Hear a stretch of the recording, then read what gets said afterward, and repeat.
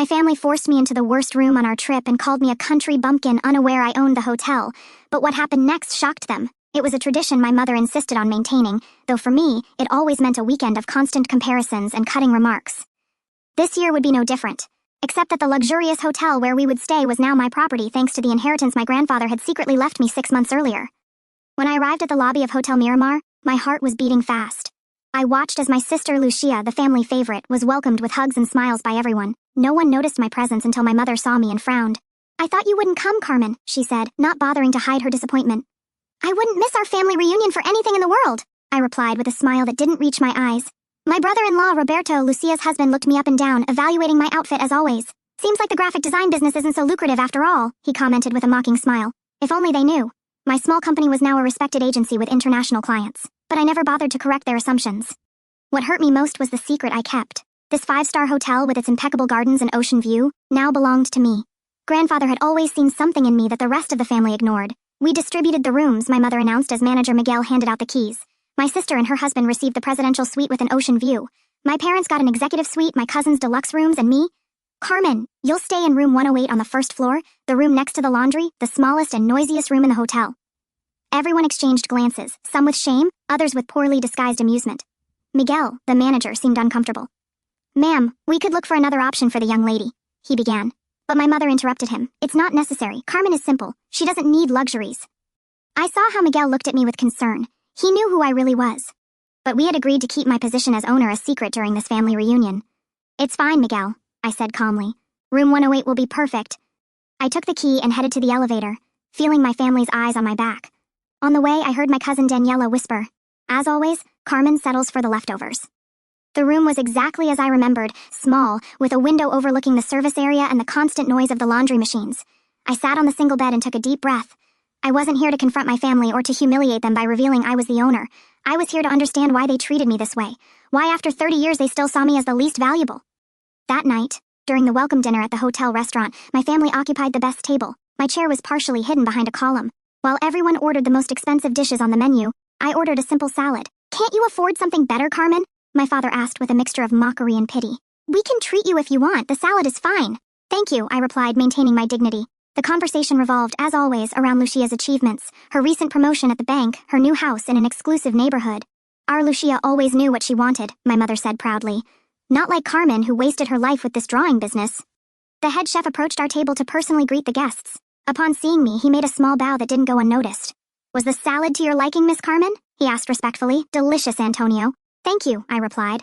My family looked at me strangely. "You know the chef?" Lucia asked, surprised. "We've crossed paths before," I replied vaguely. The truth was that I had personally hired Antonio 3 months earlier after grandfather left me the hotel. The night progressed, and with each glass of wine the comments directed at me became more cutting. The secret I kept was weighing on me more and more. Should I reveal the truth? What would they do if they knew that every insult, every humiliation occurred under my own roof? Miguel approached discreetly. "Miss Carmen, there's an urgent matter that requires your attention," he said quietly. "What could be so urgent for Carmen?" Roberto mocked. "Did they run out of colored pencils?" I stood up calmly, ignoring the comment. "Excuse me, I'll be back in a moment." In the private office, Miguel looked concerned. "Miss, I can't continue watching how they treat you. You're the owner of this place. I know, Miguel, but I need to understand something before revealing the truth. There's a family wound that's been open for a long time." I looked out the window at the dark sea. I think I'm close to discovering why my family hates me so much. I returned to the table where my family continued enjoying exclusive desserts. My cousin Javier was in the middle of a story about his recent purchase of a sports car when my Aunt Elena, always the most observant, asked me, "What did that employee want with you, Carmen? Do you know him from somewhere?" I felt all eyes fix on me. "Just a confusion with the reservation," I replied casually, taking a sip of water. "Typical of Carmen," Lucia murmured to Roberto, loud enough for me to hear. "Always causing problems." That night, when everyone retired to their luxurious rooms, I stayed in the deserted lobby. Miguel approached with a cup of tea. "Your grandfather would be proud of you," he said quietly. "Don Ernesto always knew you would be the one to best care for his legacy." I smiled melancholically. My grandfather was the only one who saw something special in me. Sometimes I wonder if he wasn't mistaken. Miguel shook his head firmly. "In the few months you've been running the hotel, you've implemented more improvements than any previous owner. The staff respects you. Don Ernesto wasn't mistaken." The next day, during the breakfast buffet, I noticed that several staff members greeted me with disguised respect. My family was too busy serving themselves the most exclusive delicacies to notice. "Carmen, are you only eating that?" my mother asked, looking at my plate of fruit and yogurt. "That's why you're so thin. You look sick." "I'm perfectly healthy, Mom," I replied. "I simply prefer to start the day with something light." Roberto burst out laughing. Light? Actually economical. I bet you calculate every penny you spend. The comment provoked laughter at the table. I took a deep breath and focused on my breakfast. It wasn't the moment for revelations. The morning passed with activities, a tour of the hotel, time at the pool, massages at the spa. Of course, my parents had organized everything so that Lucia and her husband received the best treatments. For me, there were only leftovers. I'm sorry, but it seems there's no more space for the premium massage, my mother informed me with false disappointment. You'll have to settle for the basic massage.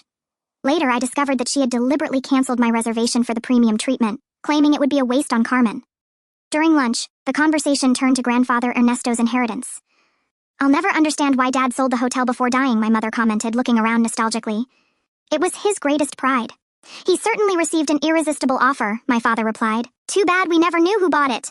Lucia sighed dramatically. If the hotel were still ours, we could stay for free. We could even give Carmen a decent room, she added, as if she were doing me a favor. I suppressed a smile. If only they knew the truth about the inheritance and the family secret I was about to discover. That afternoon, while my parents and Lucia enjoyed a yacht tour, I slipped into my grandfather's old office, now my private office. Miguel was waiting for me with a box of documents. I found what you asked for, Miss Carmen, he said, placing the box on the table. These are all your grandfather's personal documents related to your family. I began reviewing letters, photographs, and diaries.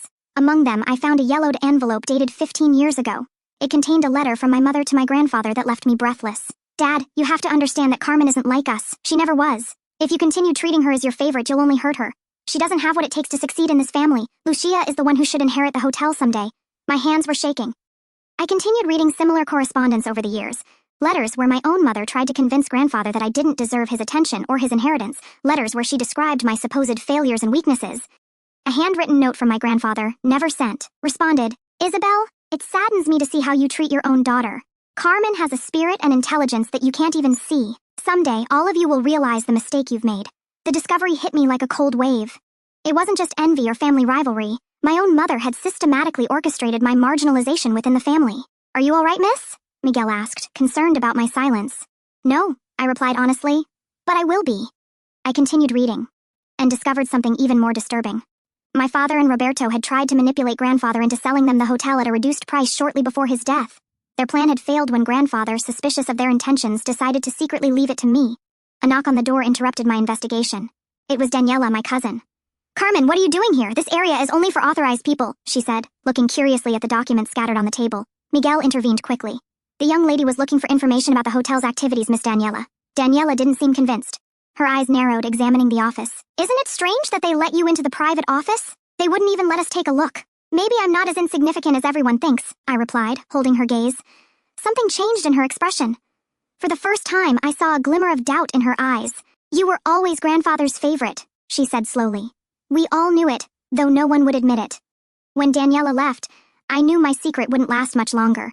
The family would start to suspect, and I would have to make a decision, continue enduring humiliations or reveal that I, the despised Carmen, was now the owner of the empire they all coveted. That night, during the formal dinner, the storm that had been brewing since my arrival came, and with it, the opportunity for revenge I never knew I wanted. The gala dinner was the central event of our family reunion. The hotel's main hall had been decorated with fresh flowers, candles, fine crystals, and linen tablecloths. I arrived deliberately late, wearing a simple but elegant black dress that I had designed myself. Finally, you appear, my mother said irritably. We were about to order without you. I took my place at the spot they had assigned me, again, the least favorable at the table. Roberto was already half drunk, bragging about his recent real estate investments. I bought 3 properties on the coast last month, he boasted. If I play my cards right, I could even buy a hotel like this someday. Lucia smiled proudly. My husband has business vision, unlike other family members who are content drawing logos. My father raised his glass to Roberto and Lucia. The true pride of this family, he said. Everyone toasted while I kept my glass on the table. No one seemed to notice. During the first course, Daniela was watching me intensely. Finally, she spoke. Carmen, I saw you today in the hotel's private office. You seemed very comfortable there. A sudden silence fell over the table. All eyes turned to me. What were you doing in restricted areas? My father asked, frowning. I took a sip of water. I was investigating some things about the hotel. Why would you do that? My mother asked. It's not like you're going to buy one.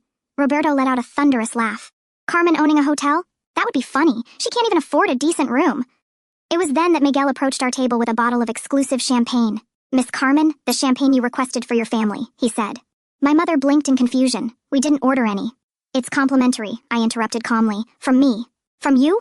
Lucia almost choked. How could you afford a bottle that probably costs more than your monthly rent? Miguel served the champagne while I maintained my composure. The tension at the table was palpable. "There are many things about me you don't know," I said simply. My father looked at me suspiciously. "What are you talking about, Carmen? If you have something to say it." I contemplated my options.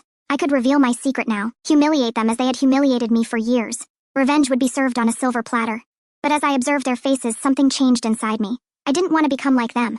"I just wanted to make a kind gesture," I replied, "to celebrate that we're together as a family despite everything." The surprise on their faces was evident. They didn't expect generosity from me after how they had treated me. The dinner continued, but something had subtly changed. Daniela looked at me with intrigue, as if she were reconsidering who I really was. During dessert, Lucia began talking about grandfather's inheritance. I never understood why grandfather sold the hotel in secret. It was the family patrimony. Maybe because he knew some would try to take advantage, I replied, looking directly at my father and Roberto. "What are you insinuating?" Roberto jumped, suddenly defensive. "Nothing," I said calmly. "Just that grandfather was more astute than everyone thought." My father looked at me with a mixture of suspicion and nervousness. "Carmen, if you know something about the hotel sale, you should share it with the family. Now I'm part of the family?" I asked. How curious. A few hours ago, I was the poor relative who didn't even deserve a decent room. An uncomfortable silence fell over the table. My mother tried to change the subject, but I continued. "You know, grandfather told me many things.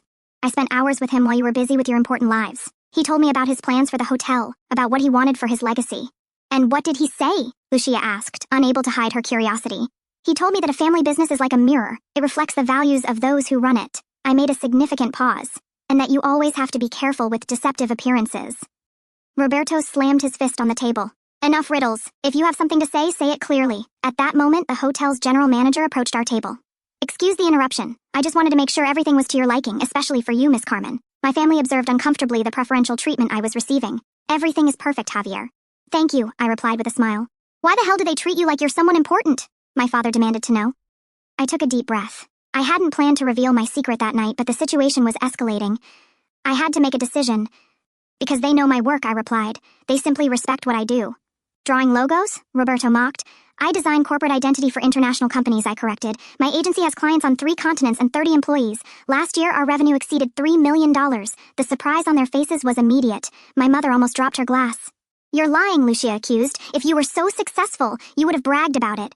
"Unlike some, I don't need constant validation from others," I replied. "And there's a difference between humility and allowing myself to be treated like trash." "If you're so successful, why did you accept staying in that horrible room?" my mother asked, genuinely confused. "Because I wanted to see how far you would take it," I replied honestly. "I wanted to understand if there was any limit to the contempt you feel for me." My words fell like slabs on the table. For the first time, I saw shame on some of their faces. Not all, but it was a start. "Carmen," my father began, but I interrupted him. "I'm not finished," I said firmly. "For years, I endured your comments, your pitying looks, your constant contempt, all because I didn't follow the path you considered appropriate, because I chose to create instead of destroy, to build instead of manipulate." My hands were shaking, but my voice remained steady. It was as if decades of silence had finally found their voice. "Grandfather taught me that a person's value isn't in what they possess, or the appearances they maintain, but in how they treat others. He saw something in me that you could never see because you were too busy comparing me to your idea of success." The silence that followed was deafening. I could see emotions crossing their faces, disbelief, shame, confusion, and, in some cases, the beginning of an uncomfortable realization. "If this is true," my father finally said, "why did you never say anything? Would you have listened?" I asked. "Or would you have found another way to minimize my achievements?" He had no answer for that. We all knew the truth. The dinner ended in uncomfortable silence. As the others retired, Daniela stayed behind and sat beside me. "I always knew you were different," she said quietly. "Grandfather used to tell me to watch you, to learn from you. I never understood why until now." Our eyes met in a moment of mutual understanding. "Carmen," she continued, "there's something more, isn't there? Something about this hotel and grandfather that you haven't said." I nodded slowly. "Tomorrow everyone will know."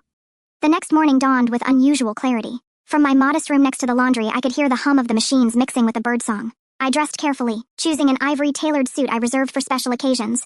Today would undoubtedly be an occasion none of us would forget. During breakfast, the dynamics had subtly changed. My family watched me with a mixture of confusion and curiosity. The mockery had ceased, replaced by uncomfortable silence and furtive glances. My revelation the night before had shaken the foundations of the family hierarchy, but they still didn't know the whole truth. My mother was the first to try and approach. "Carmen, dear, we didn't know your business was doing so well," she said with a tense smile. "You should have told us." "I tried, Mom. For years, my voice was calm, without a trace of bitterness. Every time I mentioned a new client or an important project, you changed the subject to talk about Lucia's achievements. My sister had the decency to blush." "Well, the important thing is that now we know," my father intervened, adopting a conciliatory tone he had never used with me before. "We're proud of you, of course." Roberto, however, maintained his skepticism. $3 million in annual revenue? That's impressive if it's true, he commented, emphasizing the last part. Although revenue isn't the same as profit, of course. My profit margin last year was 28%, I replied without getting upset. After taxes. His expression transformed into a mixture of surprise and something that looked almost like respect. At 10 o'clock, Miguel approached our table. Miss Carmen, everything is ready for the meeting you requested. My family looked at me strangely. I organized a small presentation about the hotel's history, I explained, standing up. I thought it would interest you, considering how important it was to grandfather. We headed to the main conference room, an elegant space with large windows offering panoramic ocean views. Inside, to my surprise, wasn't just the hotel's management team, but also an older, distinguished-looking man I recognized, immediately Arturo Mendez, my grandfather's lawyer. What does this mean, Carmen? My father asked, suddenly alarmed. Please take your seats, I indicated, pointing to the front row of chairs. Once everyone was seated, I positioned myself in front of them. My heart was beating fast, but my voice remained steady. Thank you all for coming. As you know, this hotel was the crown jewel of grandfather Ernesto's businesses. He built it from scratch, converting a small inn into one of the most prestigious establishments on the coast. I activated the projector, showing old photographs of the hotel in its early days. My family watched with a mixture of nostalgia and confusion. What you may not know, I continued, is what really happened to the hotel after his death. My mother tensed visibly. Grandfather sold the hotel before dying. We never knew to whom. That's not entirely accurate, Lawyer Mendez intervened, standing beside me. Don Ernesto didn't sell the hotel. He transferred it to a trust.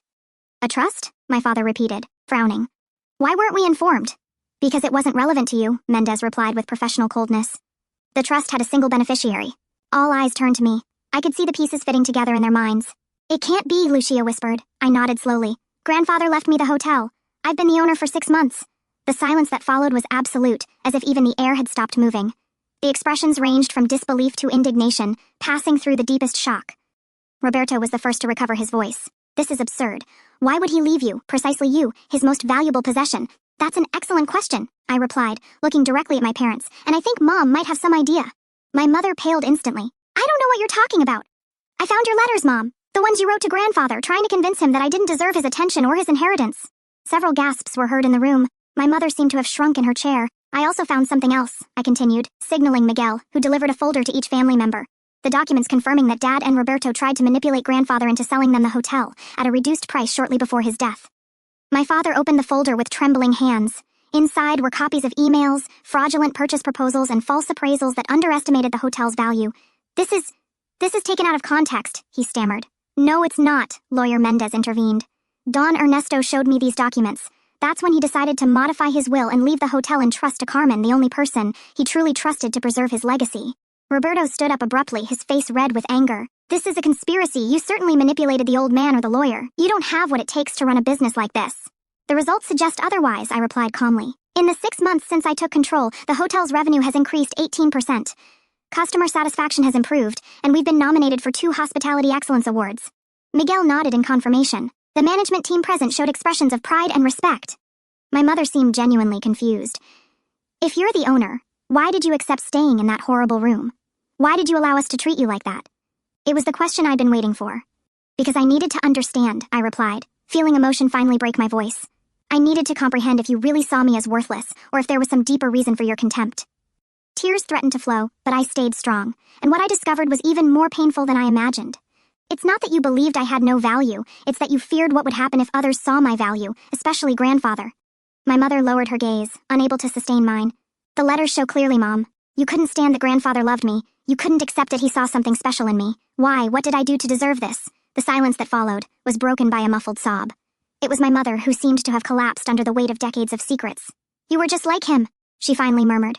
You had the same look, the same way of seeing the world. When you were little, he used to say you were his living image, that you had his entrepreneurial spirit. She paused, breathing shakily. And I was always a disappointment to him. I was never smart enough, ambitious enough. When you appeared with your creativity and determination, I saw how his eyes lit up when talking to you in a way they never did with me. The revelation fell like a bomb in the room. Decades of resentment, maternal jealousy, a competition I never knew we were having. So you decided to make sure I never shone, I concluded, feeling a mixture of understanding and pain. You convinced the whole family that I was less, that my dreams weren't worth it. My mother didn't deny it. She couldn't. And you? I addressed my father. You saw a business opportunity. If I stayed marginalized from the family, I wouldn't be a threat to your plans with the hotel. My father seemed to have aged 10 years in the last few minutes. Lucia, meanwhile, remained silent, apparently processing everything she had just discovered about our family dynamics. It was then that I made the most important decision of all. Despite everything, I said finally, breaking the dense silence that had fallen over the room, I'm still part of this family. My words seemed to float in the air, unexpected and disconcerting for everyone present. We're not here for a settling of accounts, I continued. I could have humiliated you from the beginning, expelled you from the hotel, or treated you as you treated me, but that would only perpetuate the cycle of resentment that has poisoned this family for too long. My mother looked at me with red eyes, a mixture of shame and amazement on her face. When grandfather left me this hotel, I didn't completely understand why he did it. Now I know it wasn't just about the business. It was about giving us a chance to heal. I walked to the large window that dominated the room, contemplating the sea that stretched before us. The same sea my grandfather contemplated every morning from his office. Grandfather left something else in the trust, I announced, turning to them. A letter that should be delivered to the family 6 months after I took possession of the hotel. That is today. Lawyer Mendez nodded and took an envelope from his briefcase. He handed it to me solemnly. This is Don Ernesto's last wish beyond the legal aspects, Mendez explained. He specifically requested that it be read in the presence of the entire family. My hands trembled slightly as I opened the envelope. I extracted the pages written in my grandfather's unmistakable handwriting and began reading aloud. Dear family, if you are hearing these words, it means Carmen has assumed her role as owner of Hotel Miramar, and the time has come for you to know my true reasons. This hotel represents my legacy. But a legacy is not just walls and business. A legacy is also the values we transmit to the generations that follow us. For years, I watched sadly as our family fragmented. I saw the contempt for Carmen, the person who ironically most resembles me in spirit and vision. Isabel, my dear daughter, always tried to prove her worth to me by competing with her own daughter. It wasn't necessary. I loved her for who she was, not for who she believed she should be to impress me. Roberto and Lucia built their lives on appearances and superficial ambitions. True success is not measured in properties or status, but in the integrity with which we live. I left the hotel to Carmen, not only because I trust her ability to manage it, but because I trust her heart to heal our family's wounds. My last wish is that you use this revelation as an opportunity to reflect, to acknowledge past mistakes, and build a future where mutual respect replaces contempt, where family love is stronger than individual ambitions. The hotel now legally belongs to Carmen, but spiritually belongs to all of you if you're willing to build a new family dynamic based on respect and acceptance. With eternal love, Ernesto. When I finished reading, several people in the room, including the hotel staff, had tears in their eyes. The silence that followed was charged with emotion, with realization, with truths denied for too long. My mother was the first to speak. All this time, she murmured, all this time, competing with my own daughter, trying to prove something to a father who already loved me. She stood slowly and, to my surprise, approached me with a voice broken by emotion. Carmen, I don't know if you can ever forgive me. I was a terrible mother, blinded by my own insecurities.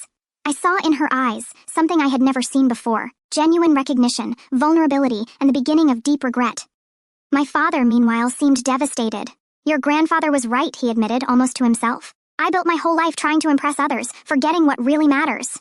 Lucia remained seated, silent, with an indescribable expression. Finally, she stood and walked to me. I never understood why grandfather preferred you, she said slowly. Now I see. While I sought his approval, you sought his wisdom. While I wanted his money, you wanted his legacy. There was no hostility in her voice, just a sad acceptance.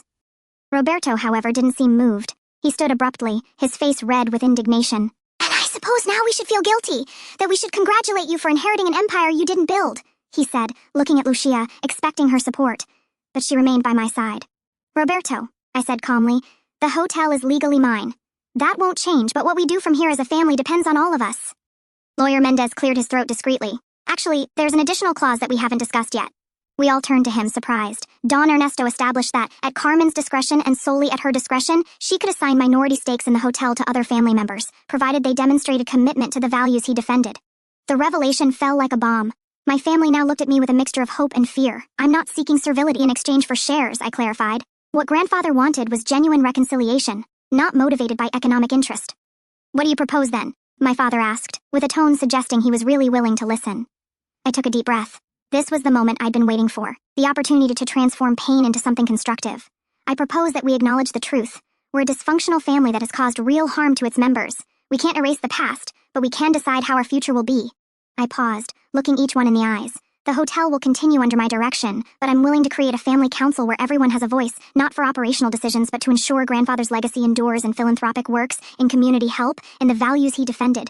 And the shares? Roberto asked, still skeptical. They'll be earned over time, I replied firmly, not with flattery to me but with actions that demonstrate you truly understood grandfather's message.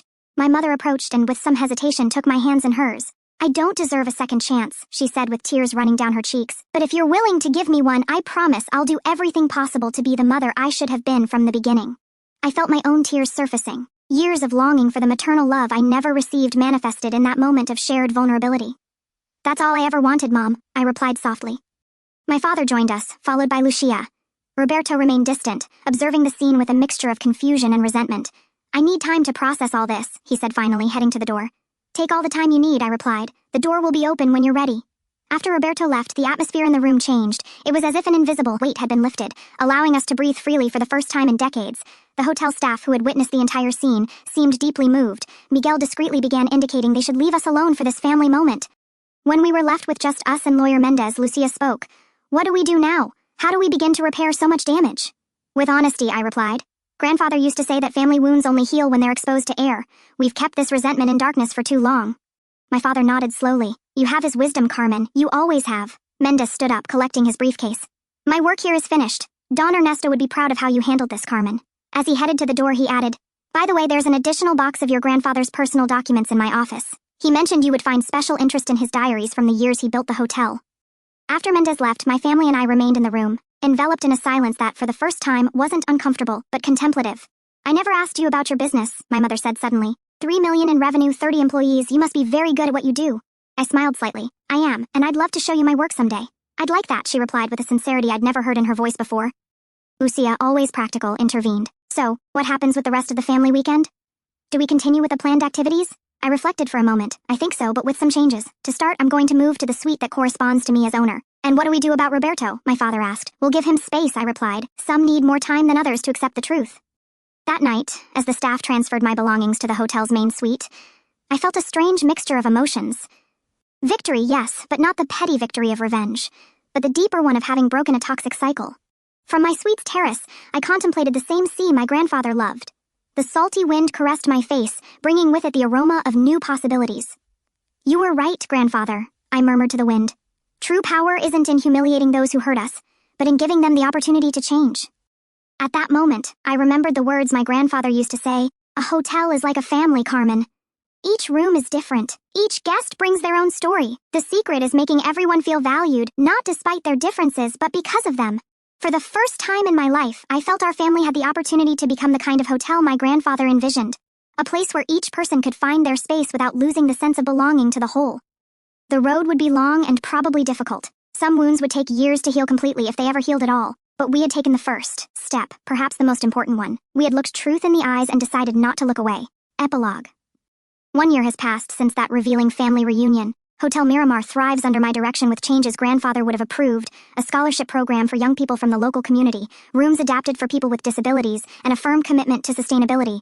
My relationship with my family has evolved in ways I never imagined possible. My mother and I have a weekly lunch meeting where we slowly rebuild our relationship. She no longer seeks to compete with me but to truly know me. Sometimes, when we talk about design or business, I see in her eyes a glimmer of true maternal pride. Lucia was the biggest surprise. After reflecting on her life and values, she decided to return to university to study social work. I want to build something meaningful on my own merits, she told me. Her transformation has been profound and genuine. My father found an unexpected purpose in the hotel's community program, where he now coordinates activities for young entrepreneurs. He says that teaching them what he learned, including his mistakes, gives him a sense of purpose that money and status never provided. Roberto took 6 months to speak to me again. When he finally did, it was to ask me for a job opportunity, not a free steak. He now runs the hotel's expansion department, where his ambition, properly channeled, is proving valuable. Room 108, where they housed me that first day, has been transformed into a small museum that tells the story of the hotel and its founder.